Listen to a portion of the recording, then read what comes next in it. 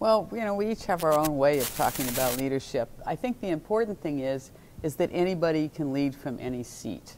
And that's, you know, a leader is somebody who inspires others to be better. We talk a lot about service leadership. So that, you know, the leader isn't the person who runs up ahead and says, this way, we're all going this way.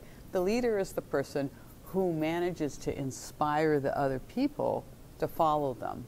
And that means that they have a message. They have something that other people enjoy or are inspired by listening to. And so the first premise of leadership, in my way of thinking about it, is that people need to learn from practice.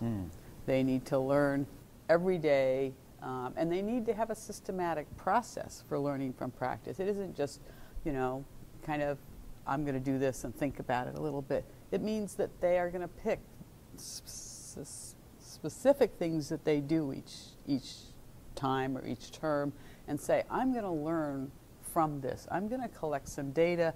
I'm going to reflect on this. I'm going to think about if this is the best way to do this, or if it's reaching the people in the way, is it having the effect in the classroom that I expect it to have?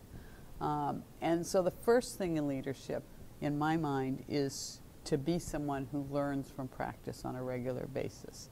The second thing is, once you have a procedure, you know, kind of an action research frame of mind for learning, then how do you interact with other people? And that's, of course, your second issue. Is it's based on permissions. You need to have a strategy for how you're going to work with other people so that they don't feel like you're discounting their value, because they bring important information to the setting. So their contribution, making them better, is really, in my mind, what leadership is about. It's not about taking what I do and getting other people to copy me.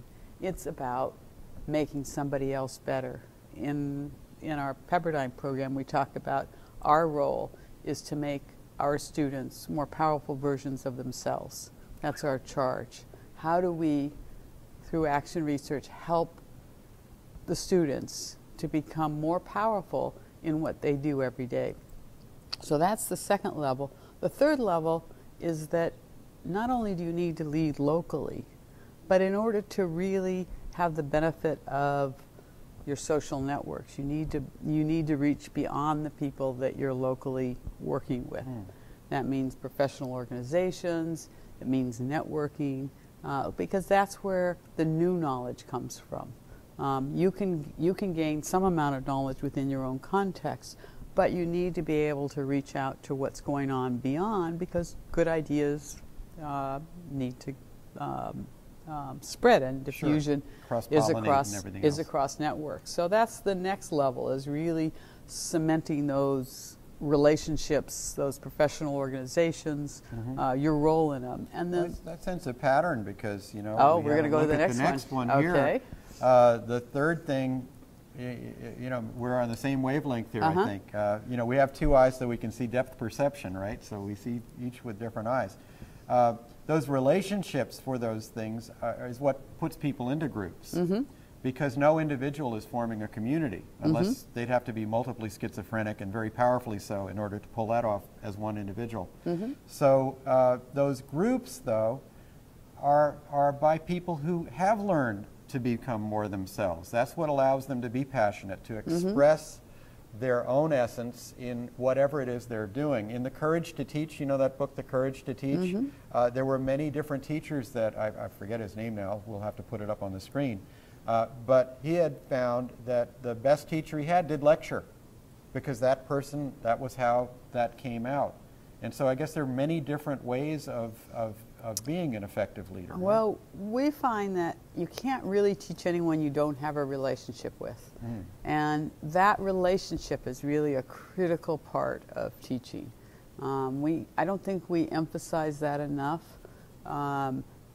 Students who say, my teacher doesn't even know my name, will not listen to that teacher in the same way that a teacher that says, Megan, I'm so glad to see you this morning, or how was the soccer game. Those things that we think are not really critical to the content are really critical to the learning. And, you know, I just can't say how important it is for those people who teach to really develop this relationship with the people that they're So I hope that with. we're all taking good weight on what Margaret is saying, because you can see we're at the beginning of this course, and part of the course is what you need to know, and we're providing information that we agree is all important for us to know. But that's only the starting line. The entire process is the community that we build around this. So it's not just simply a question of, did I make postings into the discussion forum? It's a question of, can I bring a problem here that a few of us are going to commit to solving, and we're going to be working together. And not everybody else has to know that we're doing it, but at the end we have to share it and make it available to everybody. Each of us doing that once is going to make hundreds of solutions available that nobody ever knew existed before, some of which maybe never did exist before. Let me finish the last point that I wanted to make Sure. about leadership, and then I will, because this, of course, is what I've done for most of my life, is put people in groups and try to figure out how groups work well together. But you know, reaching across distance is important, but also reaching across time is important. And the way you reach across time is you leave conceptual artifacts. Now, I could say you write articles or publish papers, but in this wonderful world that we're in right now, you've got all sorts of media that you can use to create productions, to create conceptual artifacts. But leaving your ideas in a form that other people can interact with over time, as well as across distance, is a really important part of leadership.